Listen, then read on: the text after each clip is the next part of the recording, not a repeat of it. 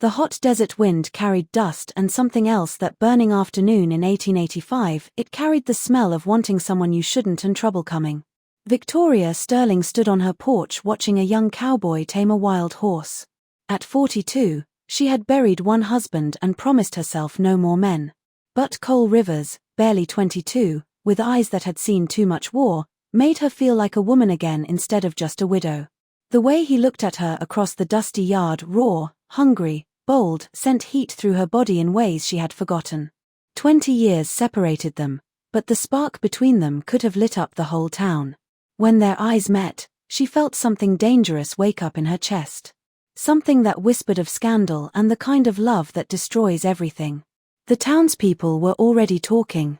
The preacher was already angry. And somewhere in the shadows, forces were gathering that would test if their forbidden love could survive the harsh realities of the Old West. Victoria had come to Texas to escape ghosts, not make new ones. She had inherited the Circle S ranch from an uncle she barely knew. The first time she saw Cole, he was washing in the horse trough after a day of breaking wild horses. Water ran down his lean body, each drop catching the golden light. At 22, his body showed the results of hard work and harder living. But it was his face that stopped her cold, those pale blue eyes held depths that belonged to a much older man. He said when he saw her watching. His voice was rough but respectful, with something underneath that made her heart race. "I'm Victoria Sterling, the new owner," she said, offering her gloved hand. "Cole Rivers, your foreman, I suppose, if you'll have me." His rough fingers wrapped around her gloved ones, and even through the fabric she felt the burn of contact. "Can you handle the work, Mr. Rivers?" she asked.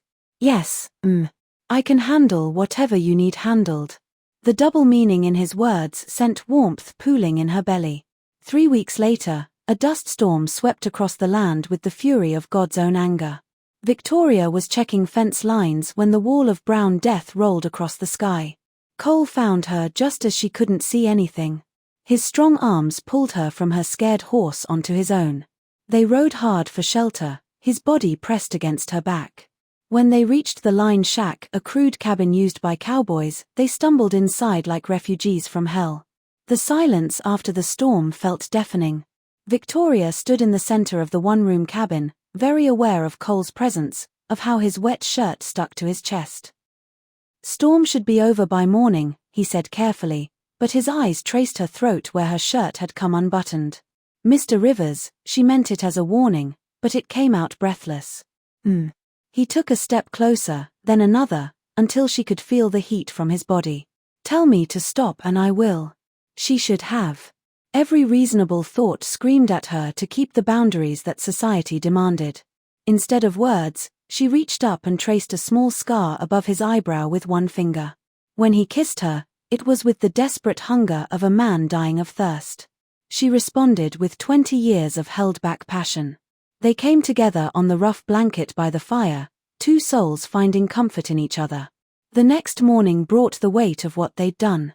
By afternoon the talk had started. By evening, Reverend Williams appeared on her porch with righteous anger burning in his eyes. "Mrs.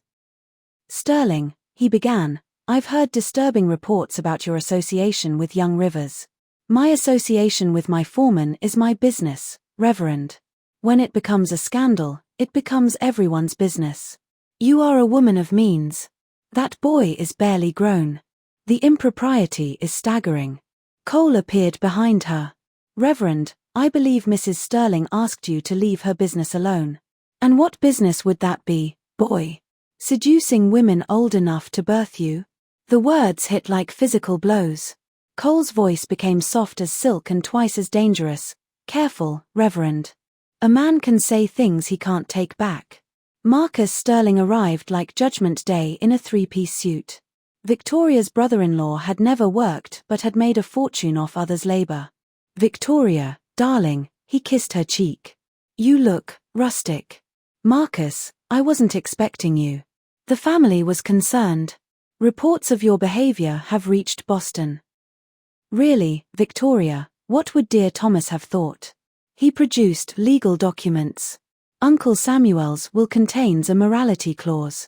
Should you engage in inappropriate behavior, control of the ranch goes to the next male heir. Which happens to be me. Victoria's blood turned to ice.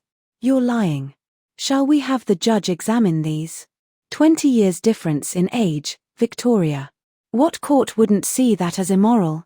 Marcus didn't just want the ranch, he wanted Victoria's complete destruction. Within days, mysterious riders began harassing the cattle.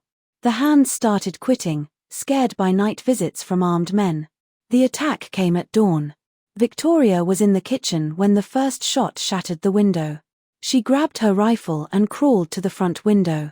In the grey light, she could see gun flashes from behind the barn. Cole burst through the back door, blood trickling from his temple. They're cutting us off.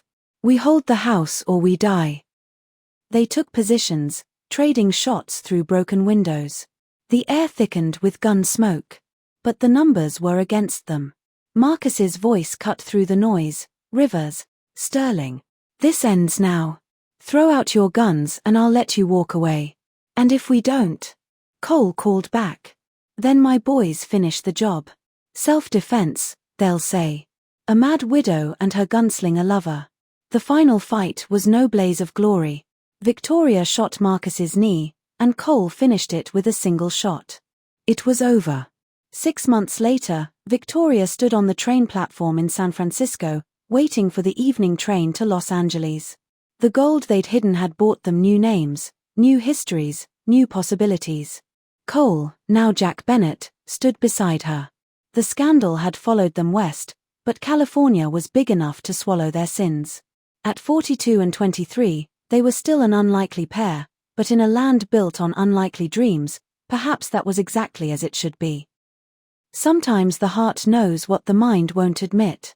Victoria stepped into her new life with the man who taught her that love wasn't about the years you'd lived, but about the life you chose to live.